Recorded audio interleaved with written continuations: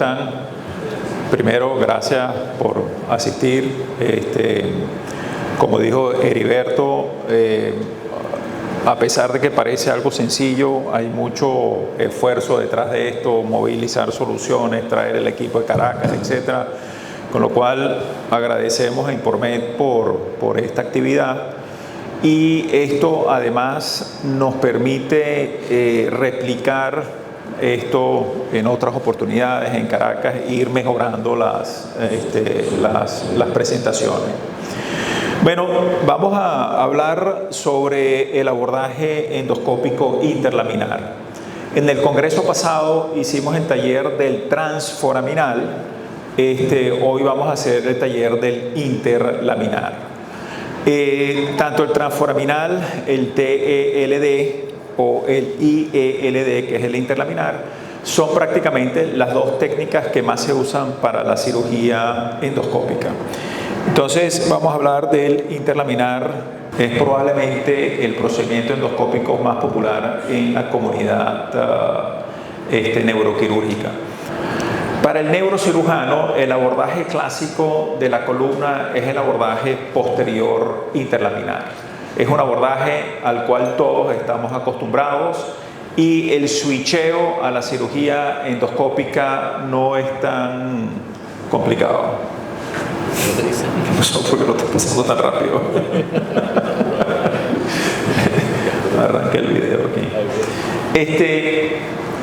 Entonces, la anatomía que sabemos de la cirugía, digamos, mínima invasiva tubular o abierta por vía posterior es muy parecida a la anatomía que vamos a tener a nivel endoscópica.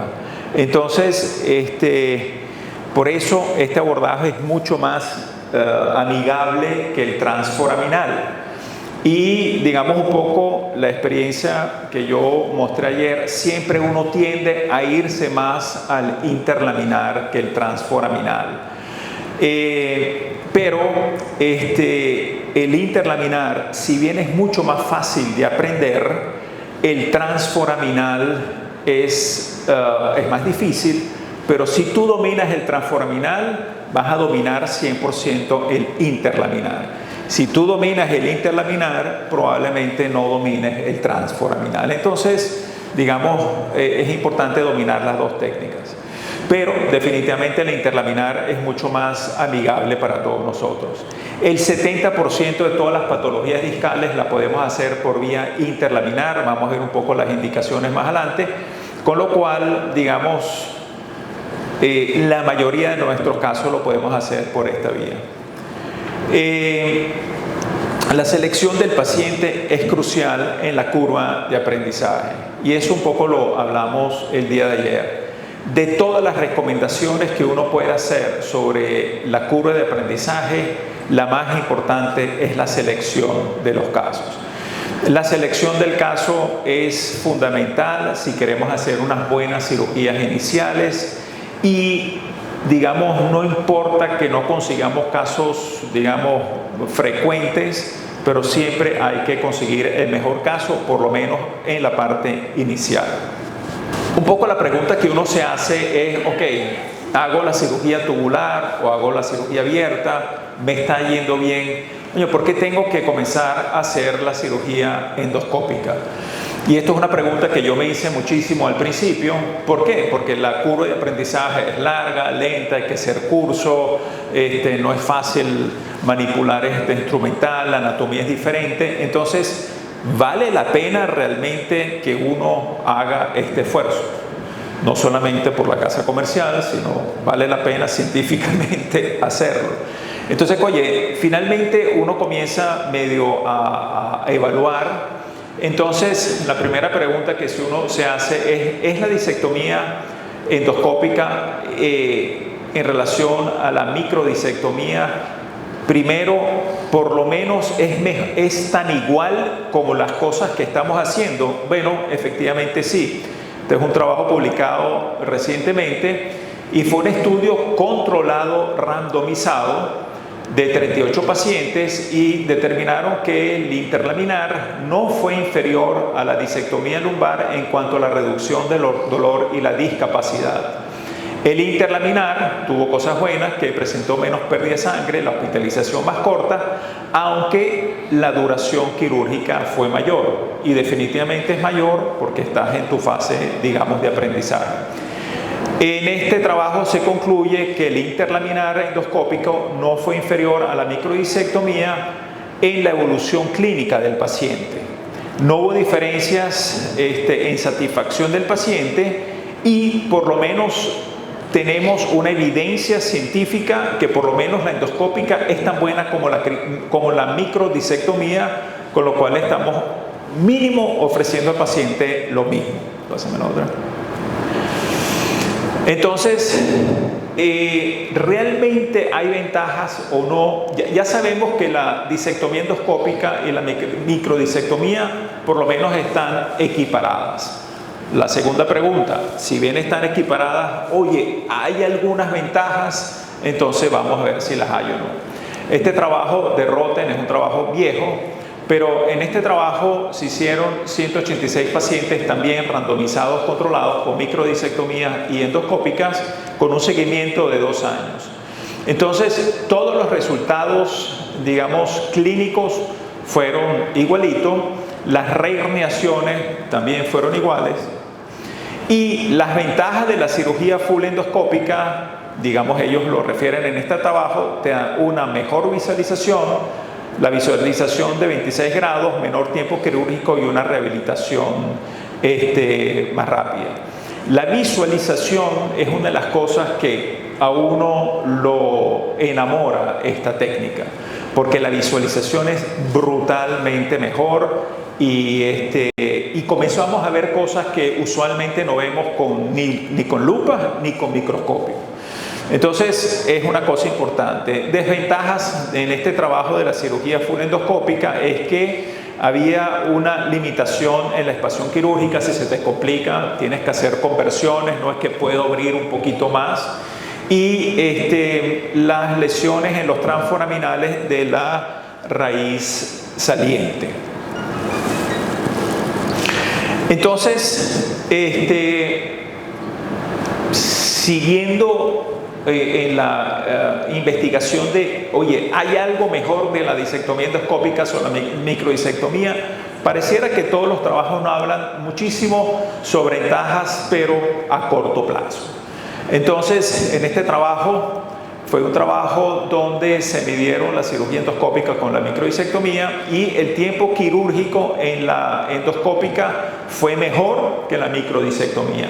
Realmente en la curva de aprendizaje el tiempo es mucho mayor, pero cuando ya uno le agarra esto, esa fase de limpieza muscular, disección, inclusive con el tubular, a veces lo haces con el abierto, te toma mucho tiempo, eso no existe en el endoscópico. En el endoscópico entra directamente a tu área de trabajo. Entonces el tiempo es menor. En relación al VAS lumbar, para que vean que fue significativamente menor en el grupo endoscópico que en el grupo de la microdisectomía. En el VAS ciático sí fue igual, y el Ovestri al mes y a los 3 meses fue significativamente menor en la parte endoscópica. Ya al año se equiparaban los indicadores de evolución clínica.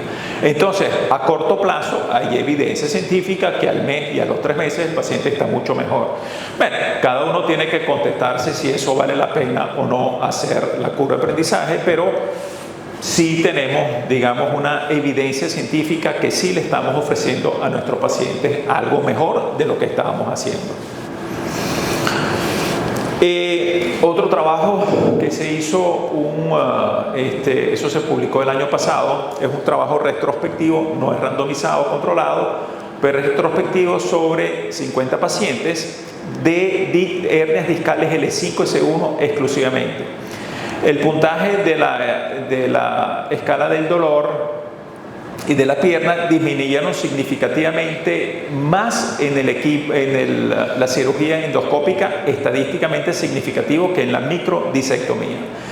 Y estas disminuciones del dolor de espalda y de la pierna entre los 3 y los 6 meses no fueron significativos. Entonces, bueno, este es otro trabajo que nos dice que la evolución clínica del paciente inmediata, por lo menos al mes, es definitivamente mejor en la endoscópica. Este es otro trabajo prospectivo que se hizo sobre la evolución clínica del VAS lumbar. Esto fue un trabajo retrospectivo de 24 meses con 50 pacientes, pero fue en hernias altamente migradas. Estas hernias altamente migradas ya implica, digamos, un abordaje diferente, más manipulación del tejido neuronal, y vieron que la mayoría del dolor radiculario vestri fue similar en ambos grupos, pero el dolor lumbar al primer día y a los 24 meses fue significativamente mejor en el interlaminar endoscópico. La tasa de evolución fue buena o excelente en el 90% de los pacientes con endoscópico y de 78% en los pacientes con microdisectomía. Además que la hospitalización y el tiempo quirúrgico fue menor. Entonces, seguimos viendo que hay, digamos, una evolución clínica favorable con los pacientes de la endoscopia. Viendo ya sobre la recurrencia de disco, entonces vemos que pareciera que sí hay menor recurrencia de disco en la cirugía endoscópica sobre la microdisectomía clásica. Esto fue un trabajo prospectivo donde se hicieron pacientes, por 350 pacientes operados por endoscopia contra 220 con microdisectomía, y se siguió por 36 meses. Hubo una buena evolución en el tratamiento del dolor lumbar, pero con una movilización temprana y menos complicaciones en la cirugía endoscópica. Y esto es, digamos, lo más interesante, que la tasa de recurrencia en la endoscópica a los 36 meses fue menor, 8% contra 14% en la cirugía, en la microdisectomía. Los pacientes que tuvieron recurrencia, la reintervención fue significativamente menor en la endoscópica que en la microdisectomía, 3 contra 11%. ¿Qué quiere decir eso? Que sí podemos tener recidivas, pero son menores y son pacientes que de repente no tienen ni siquiera que reintervenir.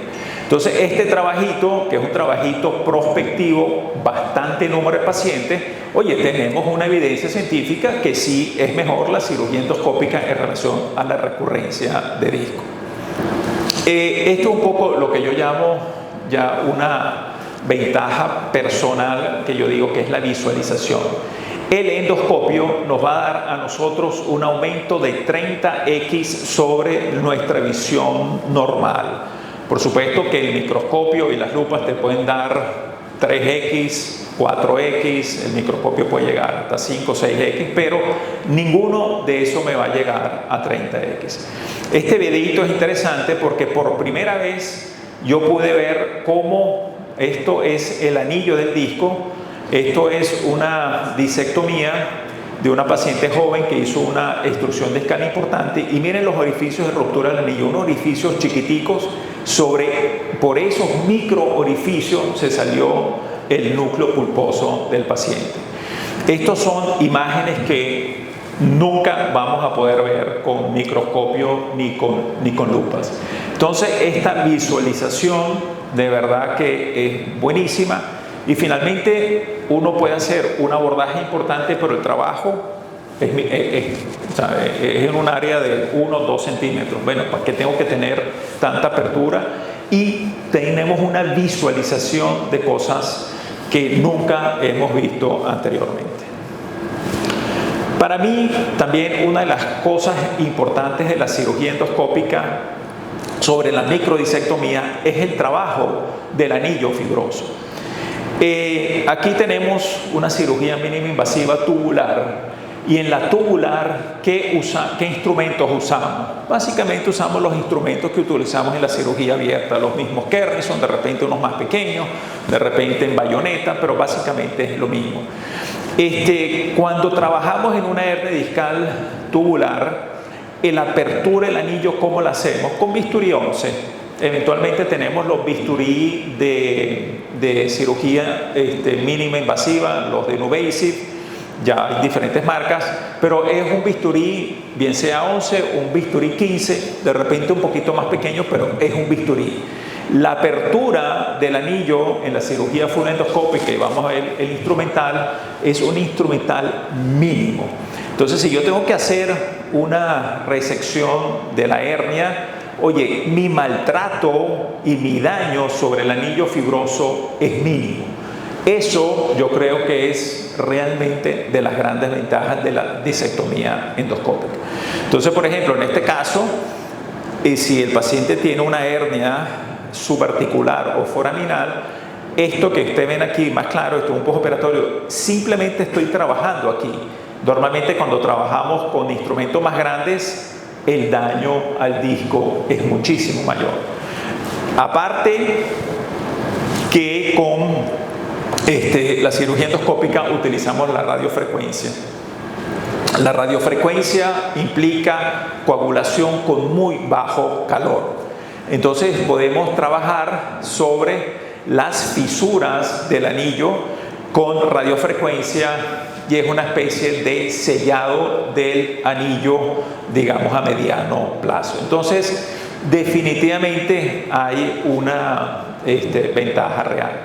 Uno de los problemas que yo tenía cuando comencé a hacer la cirugía endoscópica, y se lo preguntaba a estos grandes profesores, era la recidiva, porque finalmente yo decía, pero bueno, con mi cirugía previa, oye, yo sacaba mucho disco, ahorita voy a sacar poco disco, oye, eso no me aumentará mi recidiva. Pues ya vimos en los trabajos científicos que no.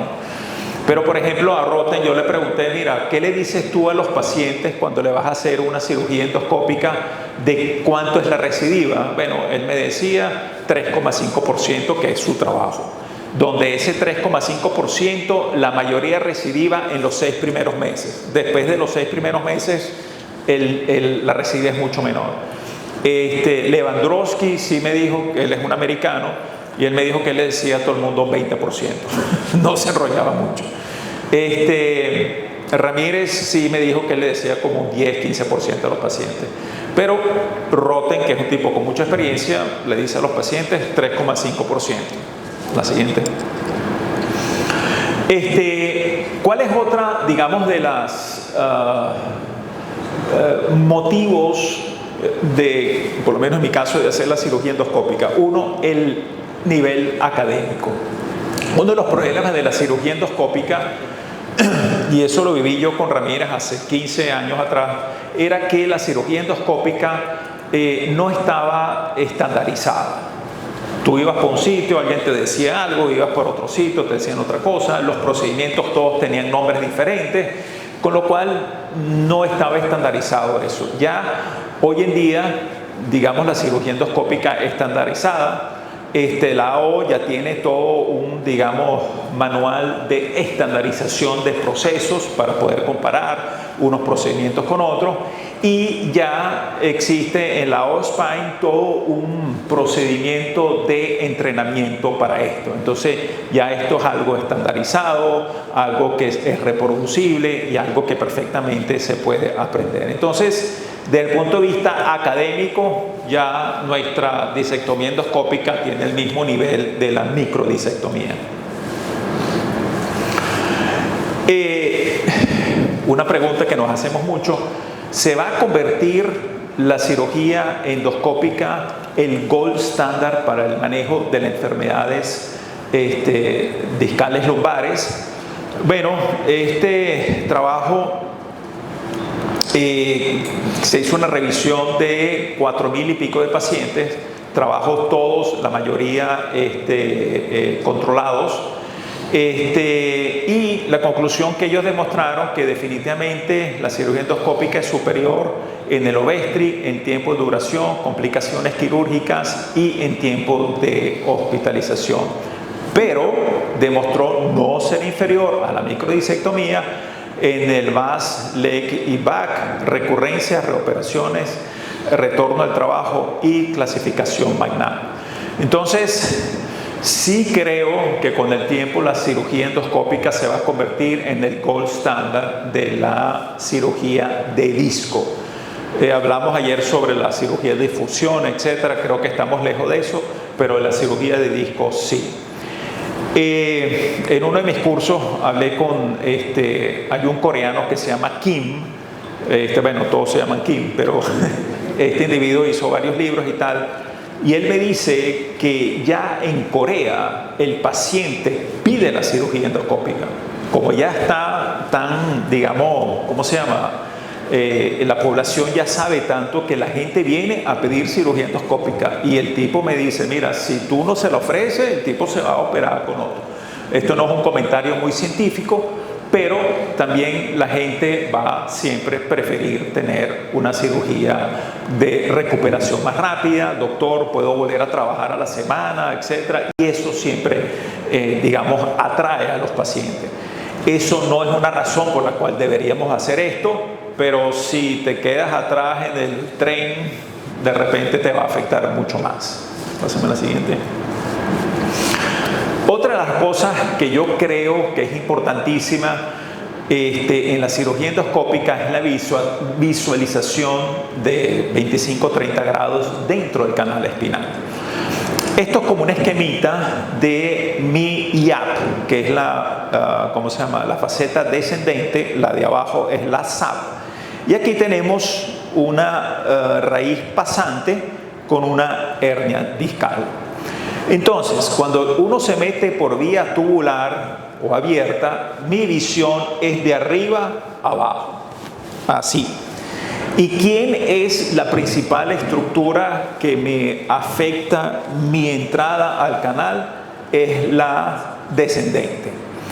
Pero como yo estoy viendo de arriba abajo, miren todo lo que yo tengo que quitar de la descendente para poder exponer la raíz pasante y, digamos, el borde externo para poder hacer la disección. Entonces, el trabajo sobre la IAP, ¿cuántos de nosotros no nos hemos volado una IAP en una cirugía de disco? Todos lo hemos tenido. No solo eso, que a veces te queda poquito y comes con el Kerrison y fracturaste la IAP. ¿Cuántas fracturas de IAP hay posquirúrgicas? Entonces, y eso produce dolor, inestabilidad. Entonces, con la cirugía endoscópica, nuestra visualización no está fuera de la columna, sino está adentro. No solo que tengo mi visualización interna, sino que además veo 25-30 grados hacia arriba. Entonces, como el endoscopio lo ponemos inclusive de medial hacia lateral, ya vamos a ver cómo lo vamos a hacer. Entonces, mi trabajo sobre la IAP es muchísimo menor.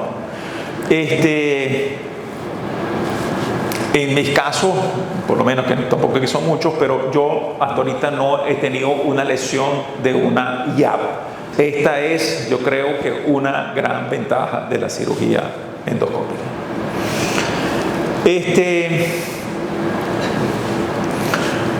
Después comencé a ver, bueno, qué tan famosa se está haciendo la cirugía endoscópica en la gente.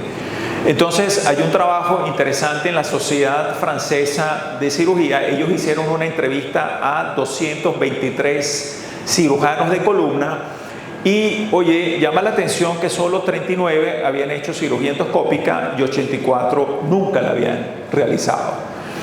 La mayoría de los cirujanos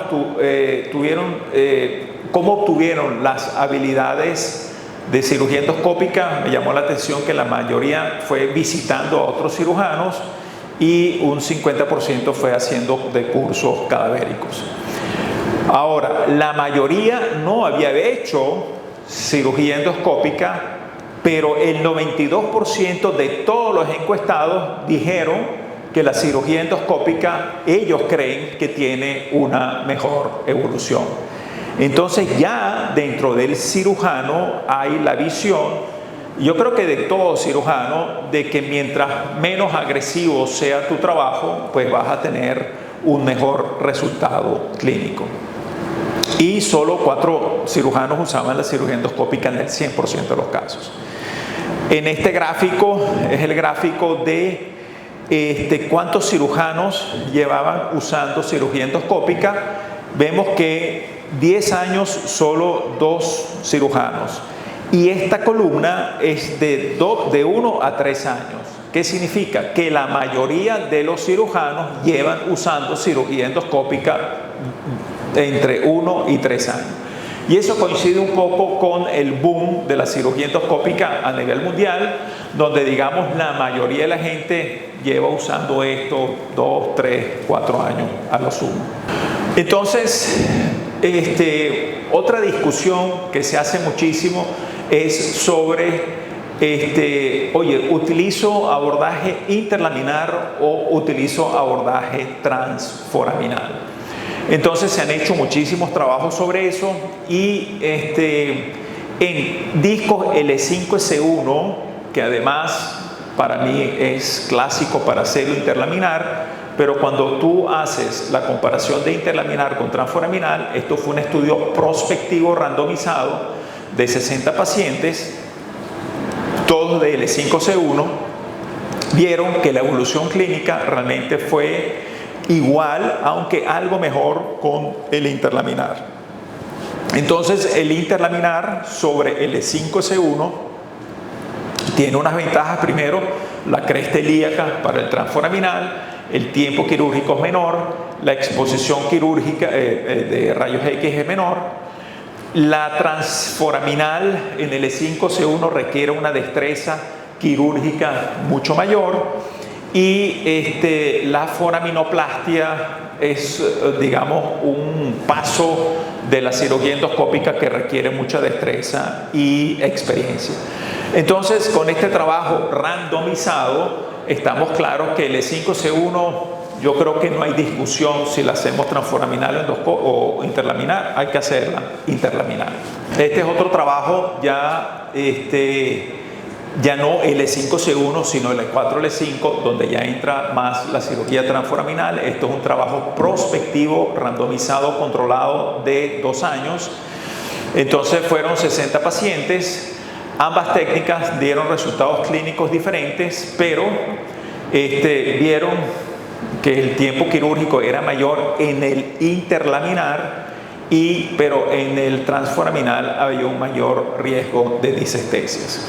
Entonces, un poco la conclusión con L4, L5 es un poco la experiencia del cirujano. Hay cirujanos que son buenísimos por vía transforaminal y si el foramen es amplio resuelven todo por esa vía, pero definitivamente el interlaminar, digamos para mí, que no, si no son hernias muy laterales, es lo mejor.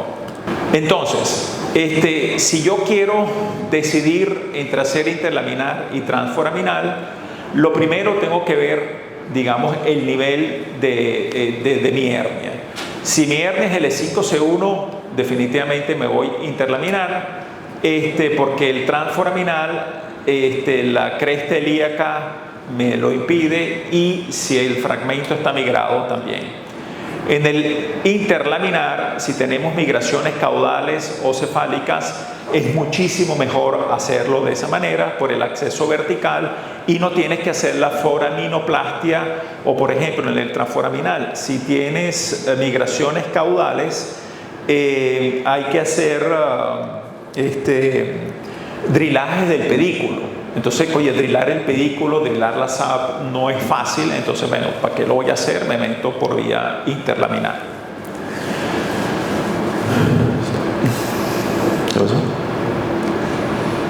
Ok. Ubicación del fragmento, bueno, hay gente, como les dije, que hacen transforaminal absolutamente todo. Yo creo que las hernias foraminales y extraforaminales, mejor hacerlo por vía transforaminal y el resto hacerlo por vía interlaminar. Siguiente. El tiempo quirúrgico y la exposición en el interlaminar, el tiempo quirúrgico es menor y hay menor exposición de rayos X. Este botón funciona. Buenísimo. La tasa de complicaciones postoperatorias es similar, pero en el abordaje interlaminar tenemos la famosa lesión de la raíz saliente y las disestesias. Las disestesias me llama la atención de que lo asumen como que es un problema inherente al procedimiento transforaminal. Pero bueno, no le dan mucha importancia a eso. ¿Okay? La curva de aprendizaje y la dificultad técnica, el abordaje transforaminal requiere una mayor habilidad, particularmente si necesita la foraminoplastia, y definitivamente su curva de aprendizaje es más complicada.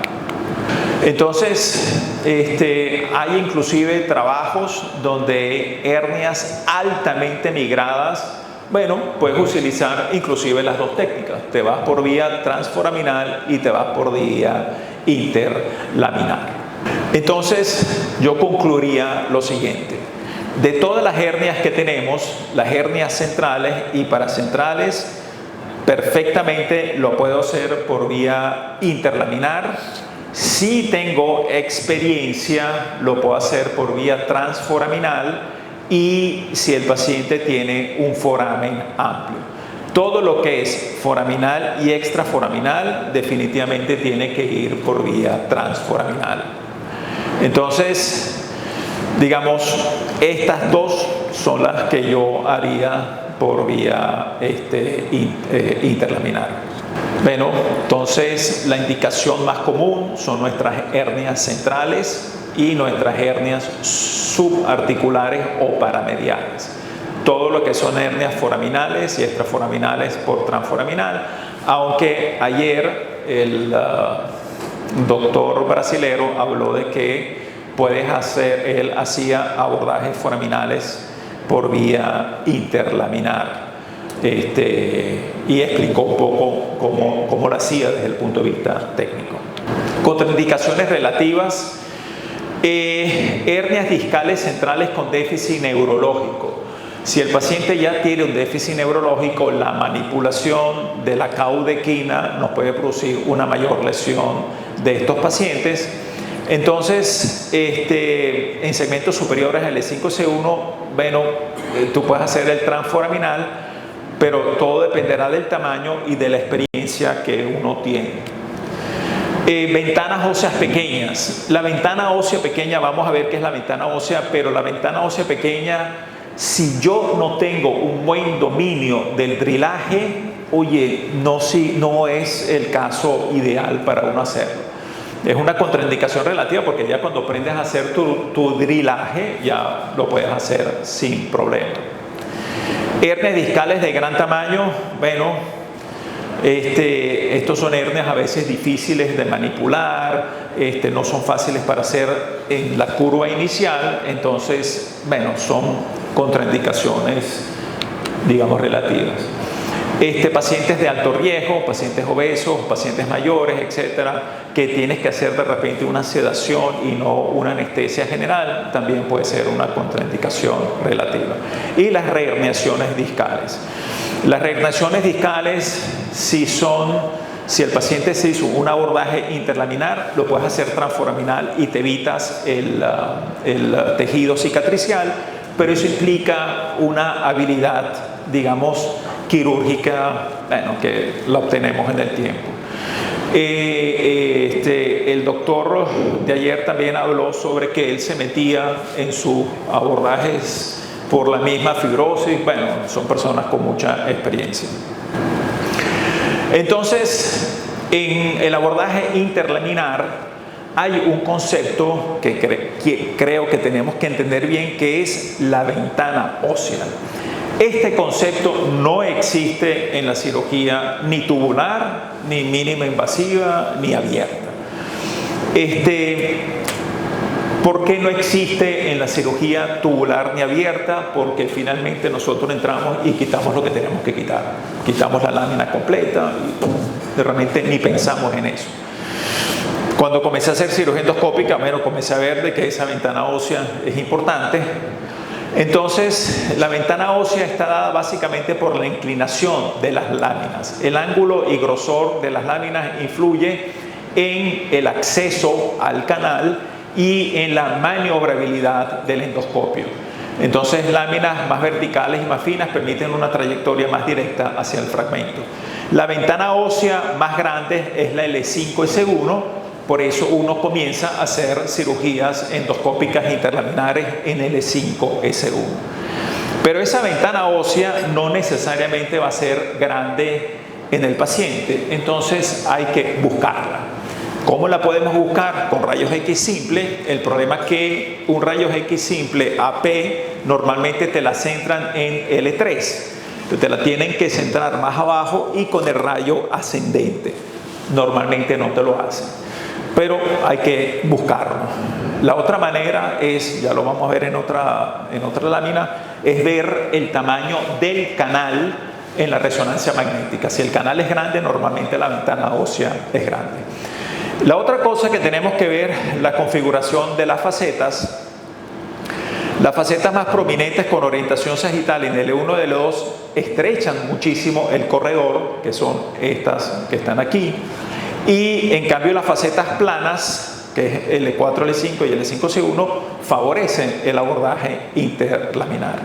Y también el proceso espinoso, que está aquí arriba, en la parte superior de la ventana ósea, también nos puede cerrar la angulación.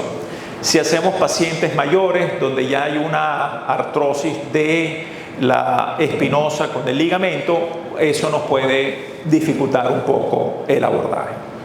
Entonces, aquí tenemos esta línea blanca, es el eje longitudinal del disco. Nosotros normalmente tenemos que entrar, digamos, paralelo o directo al disco para poder trabajar, o eventualmente un poquito angulado. En la cirugía tubular, como hacemos drilaje, aquí tenemos la lámina. Entonces, aquí la lámina, independientemente si está horizontalizada o verticalizada, no me importa porque igual la voy a quitar. Pero en el caso endoscópico, si tengo una lámina un poquito horizontalizada, me ayuda la entrada del endoscopio. Con el endoscopio yo no tengo que estar completamente paralelo a la línea longitudinal del disco, porque con esta angulación por la visión 20 y pico de grados me puede servir.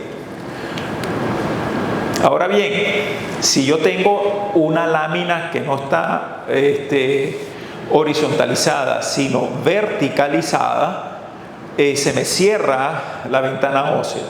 ¿Eso es importante para el tubular? Pero por supuesto que no, porque igualito lo voy a drilar.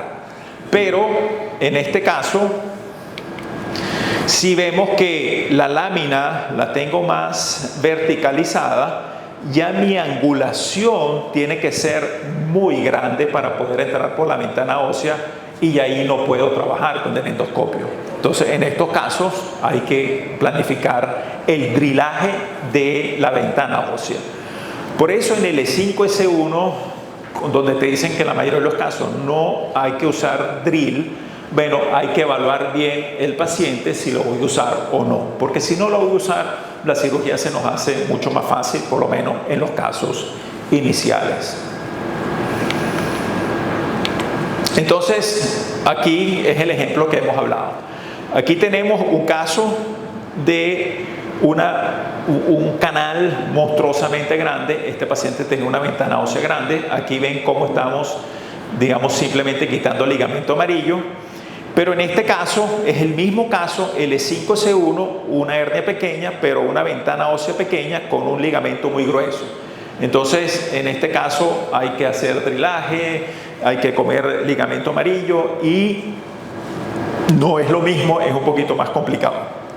Entonces, entre este caso y este, ¿cuál escogeré yo para hacerlo? Inicialmente es este.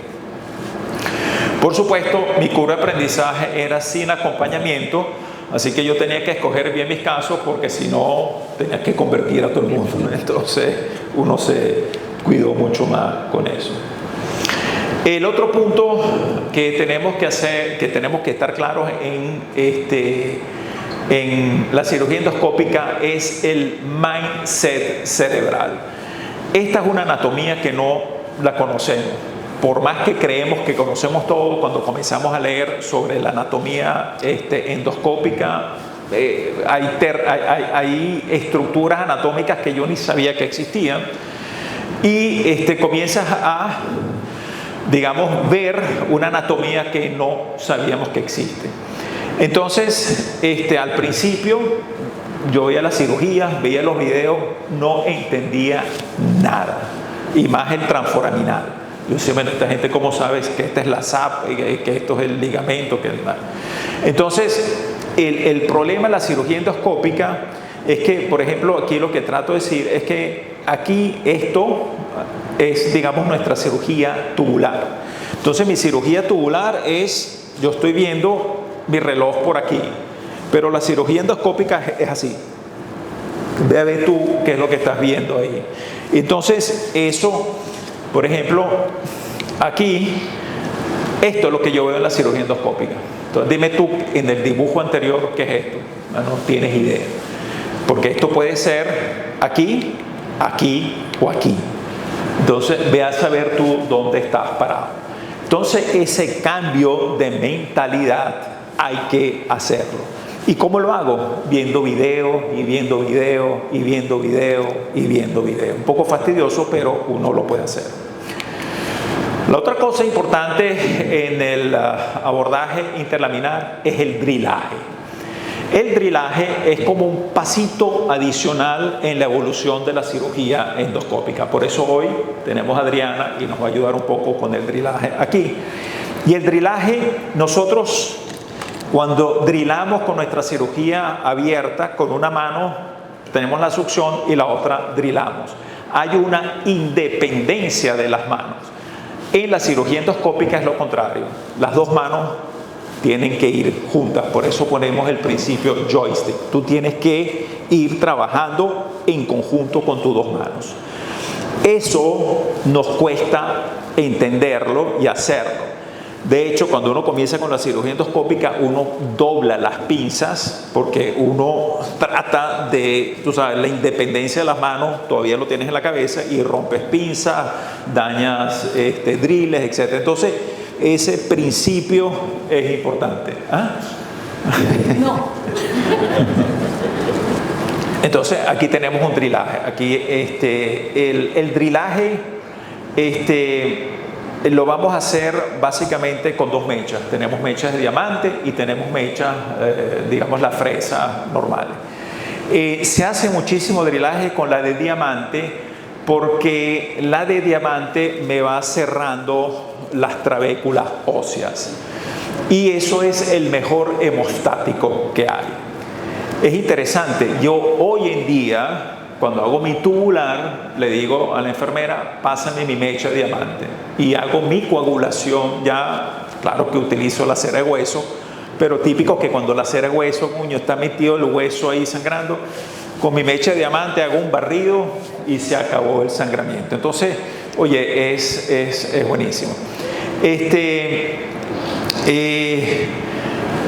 El drill de Eliquence también tiene las mechas que comen lateral, pero una observación, lo tienen solamente para estenosis y no la tienen para interlaminar. ¿Por qué? Son todas, lo que pasa es que como en endoscopia full endoscopic vamos a trabajar todo vamos a trabajar en un solo eje, vamos a trabajar en un solo eje. Como yo voy a estar en un solo eje, mira, quítame esto para que ya hable. Ninguna de estas redondas tiene corte acá, ¿vale? Todos los cortes siempre van a ser laterales. La anatomía de la fresa, si la comparo con la del Midas, los equipos convencionales, se ve muy parecida, pero la forma en la que están dispuestas las aristas, hay unas fresas grandes, ahorita podemos hacer una prueba. Si yo coloco la fresa y luego le extremo de la fresa hacia mi mano, no voy a sentir ningún efecto, ¿va? Voy a sentirlo lateral, sí es solo lateral, aunque sean redondas. La diferencia es la forma. Y en estenosis son alargadas porque busco mayor velocidad. La idea es que con endoscopia podamos abordar grandes estenosis de componente óseo. Entonces, pues que nos brinda muchísimo con las fresas. Yo traje las grandes. Ah, ok, buenísimo. Va a ser la próxima. El equipo básicamente de interlaminar, tenemos nuestro endoscopio, su canal de trabajo es de 4,6, tenemos Kerrinson de 3 y de 4, tenemos los diferentes punch, las tijeras, pásame a la siguiente. Una de las grandes ventajas de Eloquence es su radiofrecuencia. Adriana, ¿podrías hablarnos de la ventaja de la radiofrecuencia de Eloquence en relación a las otras? Lo único que tenemos, los únicos que tenemos esta radiofrecuencia son nosotros.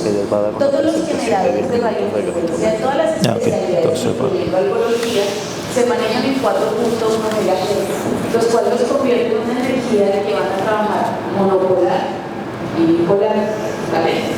Nosotros tenemos en un módulo monopolar de la consola 4.1, ¿sí? Pero ese módulo nunca lo vamos a usar en endoscopia.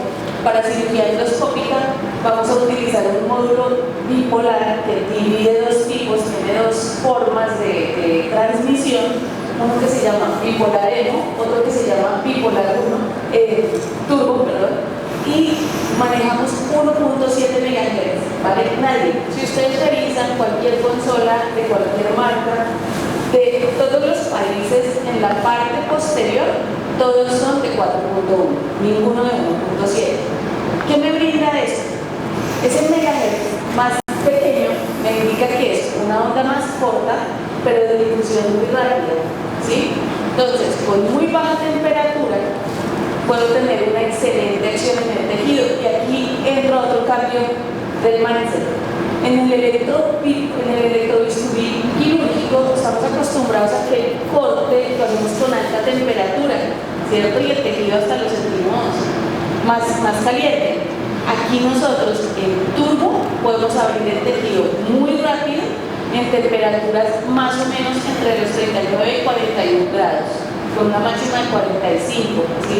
No estoy llegando a puntos de ebullición ni nada por el estilo. Lo que pasa es que la radiofrecuencia se transmite al tejido, utiliza el líquido que tiene la célula, hace que la célula se rompa y por eso, digamos, la acción es tan efectiva con una temperatura baja. El EMO, ese es mi favorito. El EMO es lo que utilizamos, las radiofrecuencias que más se parecen a mi potencia EMO son las faciales. Cuando nosotras vamos y nos hacemos radiofrecuencia, bueno, yo ya no estoy muy joven,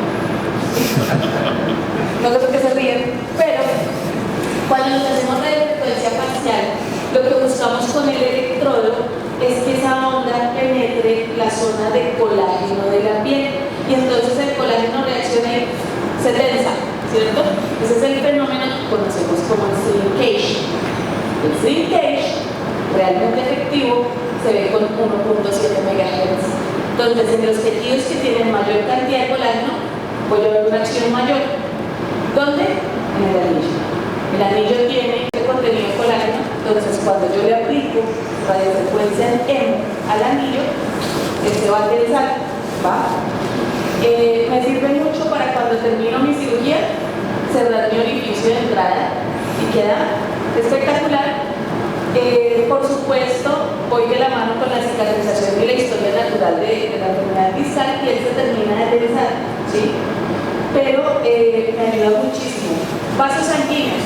Tengo mi vasito sanguíneo que siempre se me atraviesa, sobre todo estos que están debajito con el proceso inflamatorio crónico, en el abordaje interlaminar debajo del ligamento del clavo, vemos vasitos. Ustedes aplican toques cortos con EMO y el vaso inmediatamente se cierra, porque la íntima del vaso puede proteger el colágeno y se va a sellar. De lo que hago es sellado sin quemar. Y en EMO trabajamos de 37 y 39 grados. Electrodo sencillo, como solo tengo un electrodo y un área de aplicación menor, es mucho más agresivo, ¿vale? Electrodo doble, como tengo un área de aplicación más grande y la energía se divide, ¿sí? Es un poquito menos agresivo, entonces tengo que subirle un poquito la potencia a la consola, ¿vale? Pero el área de tejido que abarco es mucho mayor, ¿va? Principio importante, tenemos la idea con el electrobisturí, que yo llego fuerte, me voy con ese electro para hacer disección, ¿cierto? Aquí no. La radiofrecuencia, entre más suave sea el contacto del electrodo con el tejido, es más eficiente la transmisión. Entonces muchas veces si yo tengo el plaú, por ejemplo, antes de perforar el plaú, le podemos dar una pasada chévere así con radiofrecuencia, tensamos ese plaú y es más fácil de abrir. Oprimo mi pedal primero, hacer con el electrodo suavecito y ustedes ven el efecto inmediato en el clavo, ¿va? Y tercer principio importante es la radiofrecuencia. Necesito electrolitos. No puedo nunca irrigar con una agua destilada, ¿vale? Nos pasó alguna vez en cirugía, no funciona la punta, cambiamos la punta, no funciona, traigamos otra consola, tenemos una cirugía en un hospital cerca, gracias a Dios, cambiamos la consola, no servía, estamos irrigando agua destilada. Entonces, tenemos que chequear, hacer un doble check con esa parte, ¿vale? Porque en México, por lo menos en los hospitales, muchas veces el agua destilada es un poquito menos costosa y nos prestan agua destilada. Siempre solución salina. Algunos médicos utilizan lactato, no he encontrado literatura al respecto, pero hay tal vez un poquito de pH. La verdad, es lo indicado siempre solución salina. ¿Va? Buenísimo, gracias. Bueno, pásame la siguiente. Otro detallito importantísimo es cómo agarro el endoscopio. De hecho, este videito lo hice para uno mismo llegar a la casa y practicar cómo agarramos. Entonces, aquí esta es nuestra cánula de trabajo. La cánula de trabajo tenemos la agarramos con la parte, digamos, entre dos dedos, pueden ser entre el segundo y el tercero, o el tercero y el cuarto. Y esto son, digamos, las muescas de la cánula de trabajo. Cuando estamos trabajando con el endoscopio y estamos iniciando el trabajo, el endoscopio cae sobre las facetas, sobre la ya descendente. Cuando cae sobre la faceta, estoy relajado porque está ahí. Pero ya cuando quito la faceta, quito el ligamento y entro el canal, yo no puedo dejar que, porque el endoscopio, ustedes lo van a ver ahorita, coño, es pesadito. Ya yo no puedo permitir que se me caiga el endoscopio, entonces lo tengo que sostener. Y por eso es importante sostener todo el sistema. Y el dedo, el pulgar, es nuestro foco. Cuando subimos, el foco disminuye, cuando queremos más foco, baja. Entonces, oye, eso es algo que hay que practicar. Y, oye, cuando uno comienza a hacer las primeras cirugías, que además tardan muchísimo, uno termina con todos los músculos engarrotados y casi que tienes que hacer una rehabilitación. Eso es, este dato es importante. Pasamos al siguiente. A nivel del setup en el quirófano, siempre, bueno, eso ya se habló ayer, tratar de hacer, digamos, a nivel del E5-S1, bajar las caderas y abrir la ventana ósea. Es decir, tenemos que quitar la lordosis lumbar. Entonces, bueno, como yo no tengo esta cama, lo hacemos de esta manera. Y el fluoroscopio siempre tiene que ir del otro lado. Normalmente el fluoroscopio está de mi lado para irradiarme menos, pero lamentablemente aquí no hay manera de que el fluoroscopio de tu lado, porque no te va a dar.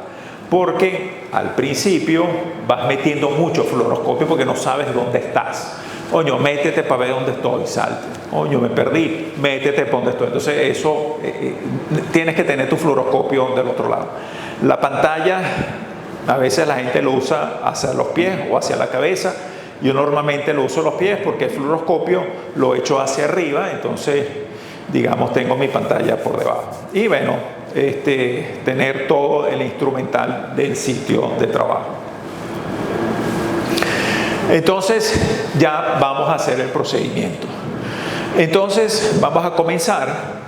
Y hay un detalle que yo, de verdad, no sé si el doctor Duchenne lo ha leído. Yo no he leído ningún artículo que me dicen cuánto tengo que yo angular en función de mi disco, que es la foto que yo puse inicial. Si mi disco está así, oye, ¿cuánto yo puedo angular mi endoscopio para entrar por esa ventana ósea? De verdad que no he visto ninguna cifra que te dicen tantos grados. Pero si te inclinas demasiado, vas a entrar muy de abajo hacia arriba el disco y no vas a poder trabajar.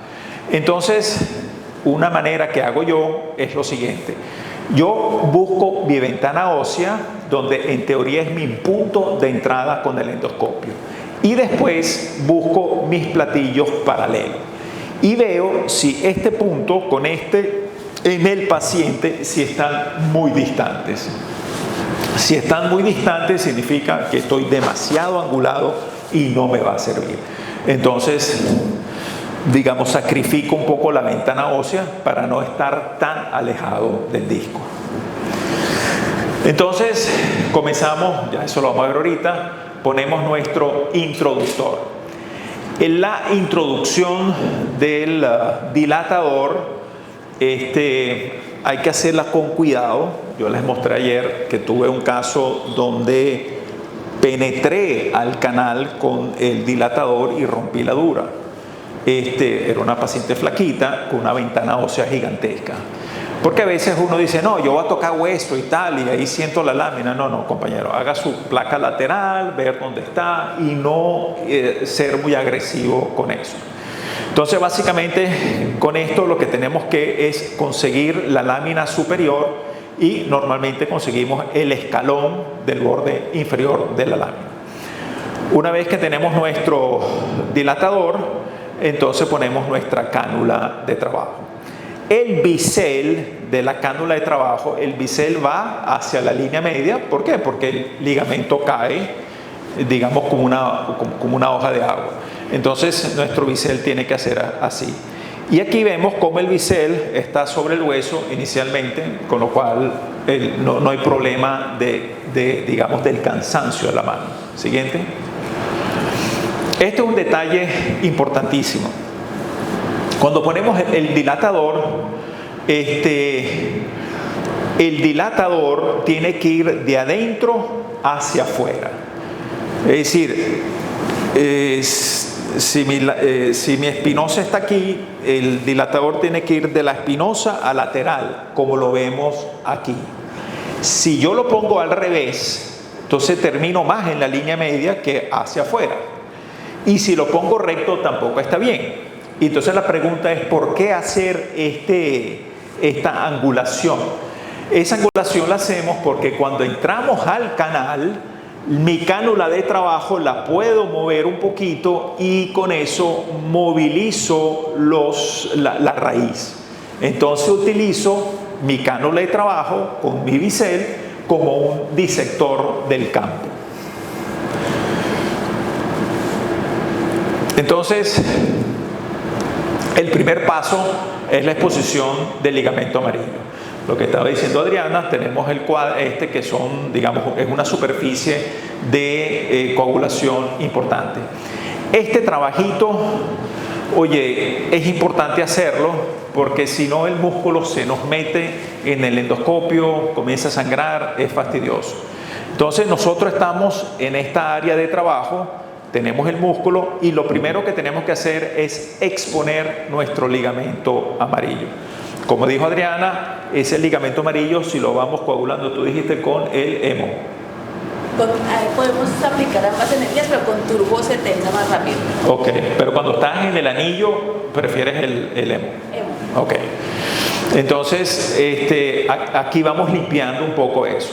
Cuando estamos haciendo casos donde no hay que hacer mucho drillaje, bueno, no hay que comer demasiado músculo, pero sí queremos hacer un drillaje donde tengo que exponer la lámina de arriba, es decir, tengo que exponer aquí y aquí. Oye, tengo que tomarme un tiempito en hacer esta limpieza. Y ahí es donde se pierde mucho tiempo, digamos, en la parte inicial, digamos, en la curva de aprendizaje. Entonces, resección del ligamento amarillo. Ya lo tengo, digamos, bien visualizado y entonces tengo que hacer mi brechita de la línea media hacia afuera. Entonces las tijeras todas tienen, como ven aquí, una parte roma, tanto en las rectas como en las anguladas, y esa parte roma, como lo ven aquí, es la que yo voy a introducir para romper el ligamento profundo. Aquí ven cómo estamos cortando y Cuando ya vemos que esta parte blanca desaparece y aparece el ligamento profundo, la penetración al ligamento lo hacemos es con esta parte. Y bueno, ven como ahí ya se abrió. Entonces, una vez que eso se abre, ya uno va como metiendo la tijera y va abriendo su ligamento. De ligamento, normalmente tú vas abriendo el ligamento lateral hasta que tocas con la IAP, con la descendente. Entonces, en ese caso, tú puedes ver, oye, corto más o corto menos. Pero eso me lo va a decir la ventana ósea del paciente. Entonces, ahí vamos cortando. Yo creo que lo puedes poner más rápido. Dale, ya, pasa a la siguiente. Entonces,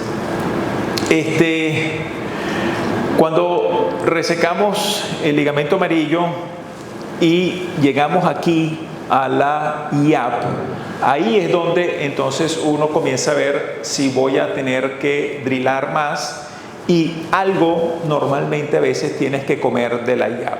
Esa IAP te la puedes comer con Kerrison o te la puedes hacer con el drill. ¿Por qué la IAP, la descendente, la tenemos que comer? Porque debajo está la SAP.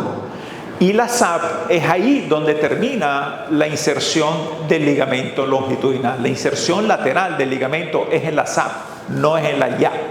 Por eso tenemos que exponer, aquí estamos ya exponiendo la SAP, y ahí es donde finalmente se nos abre el espacio.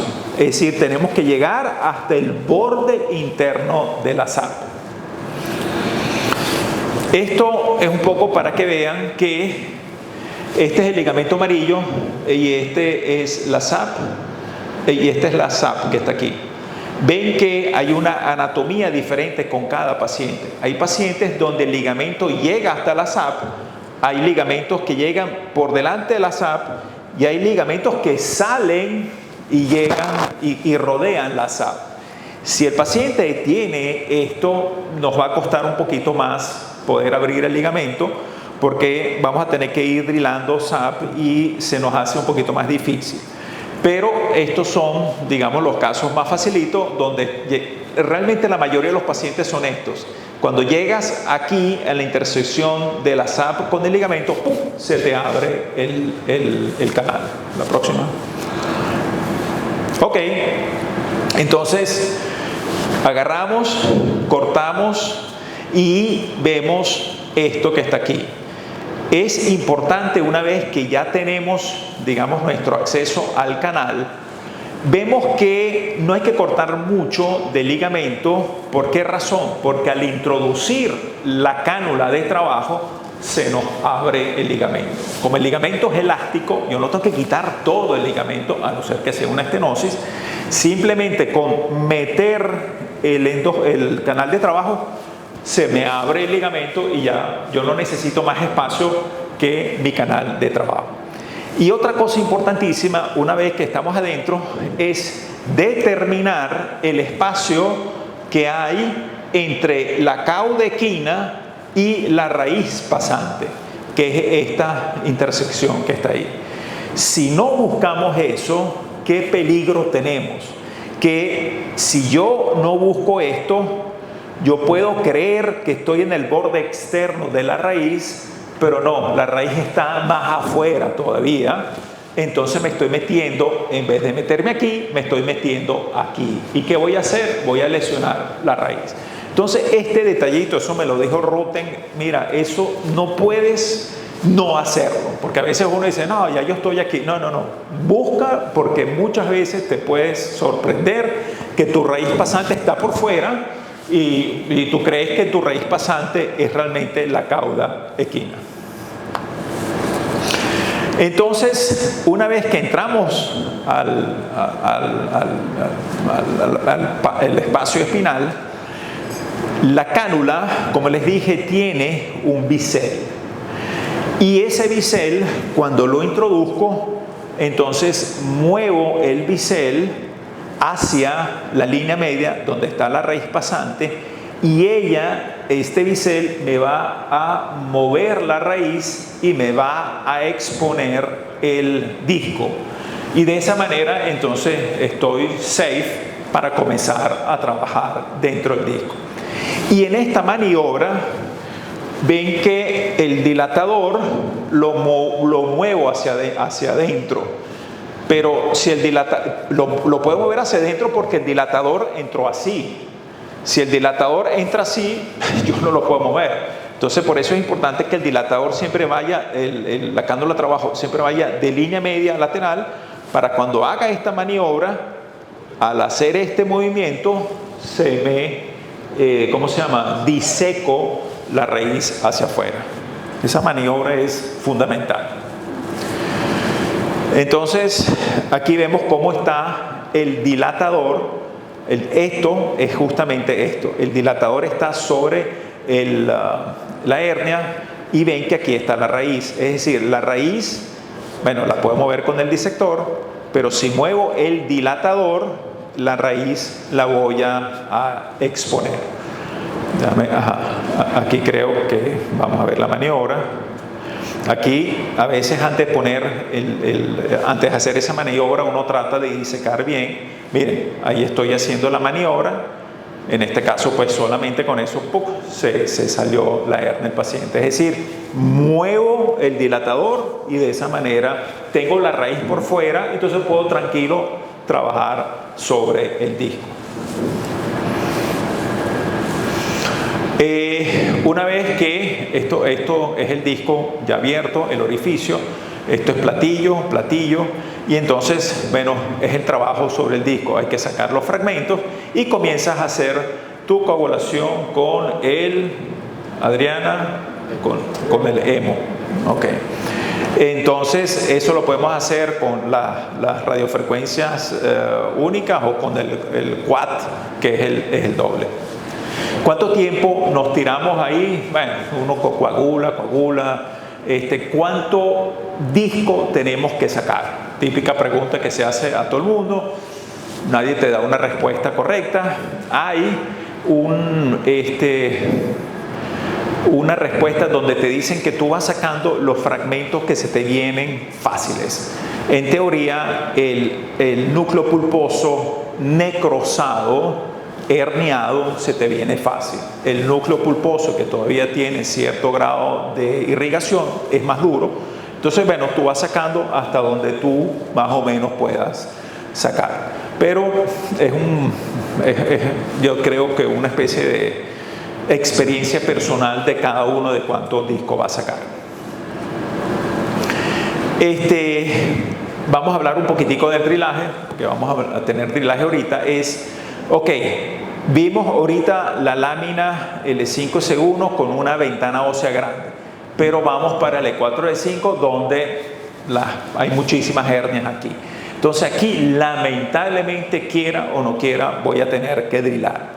Voy a tener que drilar, ¿por qué razón? Porque aquí vemos que mi raíz saliente está por aquí y la raíz pasante está por debajo de la lámina, y normalmente el disco está en parte escondido por la lámina.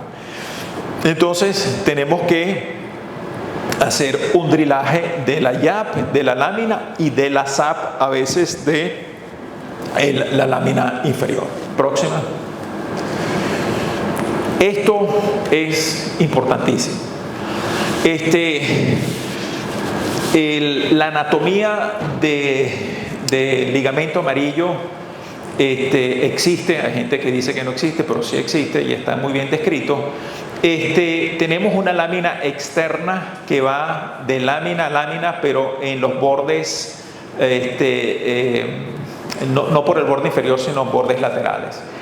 Esta lámina es normalmente gruesa, es más blanca que la de aquí abajo. La lámina interna es un amarillo más oscuro, y este espacio normalmente se consigue cuando uno va comiendo, oye, te das cuenta que el ligamento cambia de color.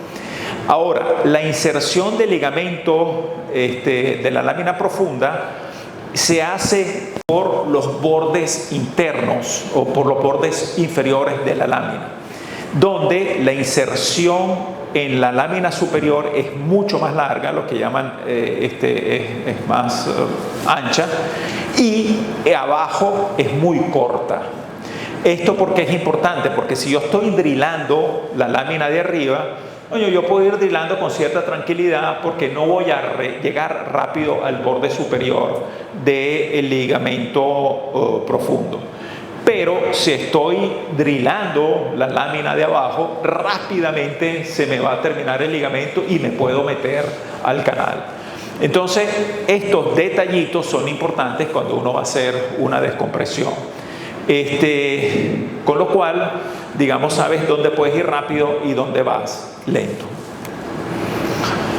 Entonces, tenemos que drilar. ¿Cómo hacemos el drilaje? El punto más importante para el drilaje es buscar la punta de la yap. Eso es la estructura más importante que tenemos que buscar. La punta de la yap la vemos aquí. Esta es la sap. La próxima. Ok. Aquí vemos cómo aquí baja la sap. Y la punta esta es justamente la que está aquí. Y eso es lo que tenemos que buscar en nuestra rayos X lateral. Cuando yo consigo la punta de la yap, el problema es que la punta de la yap a veces no la ves bien porque esto es la articulación.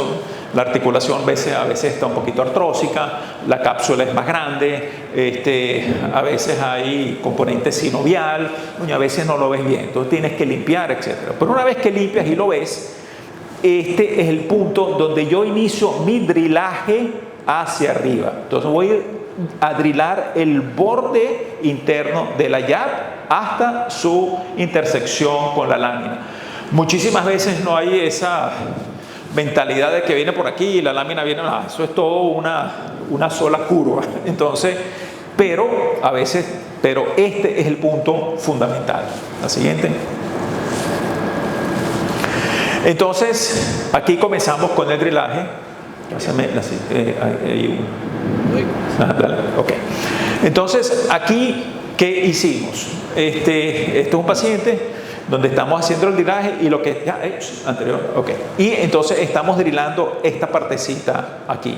Aquí vemos cómo lo vamos drilando, vemos cómo el ligamento está pegado al hueso. Entonces, esta parte inicial tengo ligamento por todos lados, con lo cual voy con cierta, digamos, tranquilidad. Entonces, aquí estamos drilando la yap y pasa la siguiente de esta. Y ven cómo uno va comiendo, va utilizando su Kerrison. Y entonces, en este caso particular, drilamos ya la parte de arriba y aquí abajo estamos, ven aquí, miren, ya apareció con un solo mordisco de Kerrison ya se acabó el ligamento. Lo que les dije que la inserción en la lámina de abajo es cortica. Entonces, inmediatamente apareció el ligamento. Tú primero tienes que desinsertar arriba o desinsertar abajo, bueno, depende cómo te va el caso. Si voy a hacer una hernia discal, de repente yo inserto primero el de abajo porque es lo más rápido que ven, ya está desinsertado aquí el ligamento, y entonces después voy hacia arriba. La siguiente. Entonces, cuando voy hacia arriba, termino de desinsertar el ligamento en la parte superior. Entonces, aquí vemos cómo está la lámina expuesta. Esta es la yap. Todavía estoy drilando la yap. Adelanta más el video. Más. Ok. Y ahí tenemos ya todo nuestro... aquí estoy quitando un poquito más de la yap hacia arriba y de la sap. Y entonces, finalmente, aquí en la próxima aquí. Entonces, tenemos esto. Y esto es lo que realmente tenemos que buscar con nuestro drilaje. Desinsertar por completo nuestro ligamento, tanto en la parte superior, inferior, como en la lateral. Y finalmente, quitamos nuestro ligamento y tenemos expuesto toda nuestra área de trabajo. ¿Cuáles son los límites para aperturar nuestra ventana ósea cuando estamos haciendo drilaje para llegar a una hernia discal? Básicamente, el nivel superior es el borde inferior del pedículo de arriba. Ir más arriba de eso no hace falta. Eso inclusive en los casos de estenosis. Podríamos llegar un poquito menos en casos de hernias discales. Y mi borde inferior es un poquitico más abajo del borde inferior del pedículo de abajo. El borde inferior del pedículo abajo está sobre la base de la SAP. Oye, si me voy un poquito hacia abajo, tengo una muy buena exposición. Entonces, cuando tengo, digamos, estos parámetros, ya yo sé que mi ventana ósea está completamente abierta. La próxima. Hay que recordar un poquito, es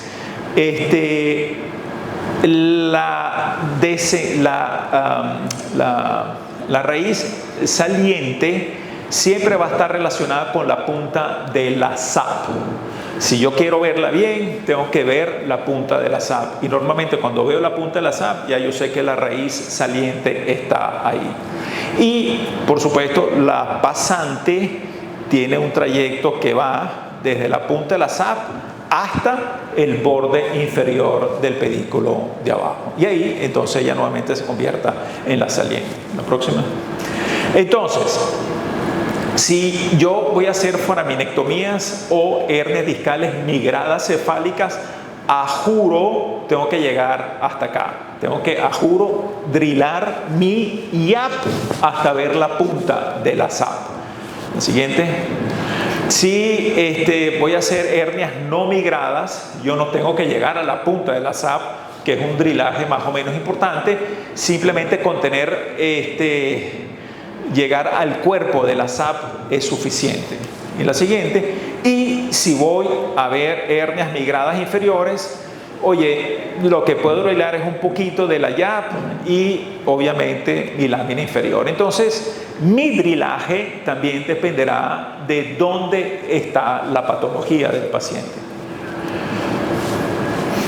Entonces, esto es un casito de una hernia discal, una paciente con mucho dolor. Estuvo 4 meses de evolución, le hicimos un bloqueo, no mejoró, etc.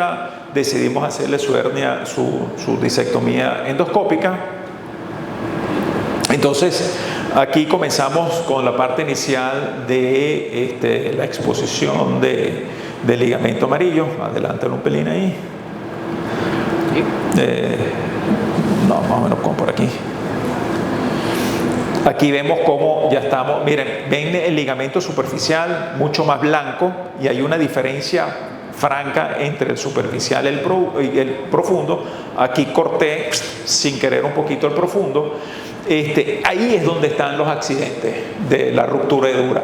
Oño, tú te vas duro, te vas rápido y entonces ahí es donde puedes romper tu dura. En este caso habíamos hecho ya la desinserción en las láminas y entonces lo que había comentado, el ligamento amarillo no es mucho lo que estoy quitando. Cuando yo meto el endoscopio, ese ligamento amarillo se me abre. Una vez que estoy en el canal, oye, tengo que comenzar a limpiar para ver lo que les dije, el espacio entre el borde externo de la caudequina y el borde interno de la pasante. Muchísimas veces uno consigue ahí tejido cicatricial, la grasita, entonces hay que ir disecando poco a poco. Aquí una de las ventajas de la radiofrecuencia es que cualquier vasito que se me rompa, inclusive sobre el nervio, uno puede coagular sobre el nervio sin producir ninguna lesión, cosa que yo al principio no lo creía, yo no quería coagular. Ajá, perdón. Enemo. ¿Y sobre el nervio? Perdón, cuando estoy sobre el nervio, sobre el nervio epidural, siempre enemo. Lo puedo hacer con turbo, tengo muchos superpoderes que lo hacen con turbo, pero con turbo, como es ablativo, corro el riesgo de que me perfore la dura. No lo he visto, pero cada vez que estoy con algún superficie y hace esa operación, mi corazón se paraliza un momento. Entonces siempre mejor ponemos, además de verdad, efectivo y rápido. Ok, entonces esta hernia terminó siendo en la axila, entonces tuvimos que comer un poquitico más de la lámina. Adelanta ahí un poquito, adelanta bastante más. Bueno, ahí finalmente ya sacamos el disco y ven cómo una vez que saqué el disco en la parte interna ya puedo ir buscando si había fragmentos externos, estaba limpio, listo, la siguiente. Este es otro caso. Este es un caso de un paciente de 64 años. Ven que tenía una pequeña mínima listesis de L4-L5. Aquí está. Es un paciente con una enfermedad facetaria. Aquí ven cómo esta faceta, la línea interlaminar está un poquito más grande. Y yo estoy seguro que muchos harían una fusión aquí. Yo decidí no hacer fusión porque era una clínica netamente radicular, no había clínica axial ni clínica de dolor facetario, no había una inestabilidad importante y le ofrecí al paciente la endoscópica. Es un paciente trabajador, activo, juega deporte, pádel, etc. Del tipo le encantó hacerlo por vía endoscópica. La siguiente. Bueno, yo creo que eso lo puede pasar rápido. Sí, pasamos rapidito. Ok. Y aquí, esto lo vimos en la lámina de ayer. Esta es, digamos, la manera como la sección del área del canal en la parte, digamos, más estrecha, preoperatoria y postoperatoria. Yo mido, eso lo podemos hacer con el Radian, perfectamente podemos medir nuestra área. Entonces, la área final menos la área inicial sobre la área inicial por 100 me da el porcentaje de aumento del canal. Y miren cómo queda la faceta. La faceta quedó prácticamente indemne. Veremos la evolución de este paciente, pero este es un paciente que a la semana está completamente incorporado. Bueno, tenemos un canal de YouTube, los invito para que vean los videos. Bueno, antes de entrar en la parte práctica, preguntas.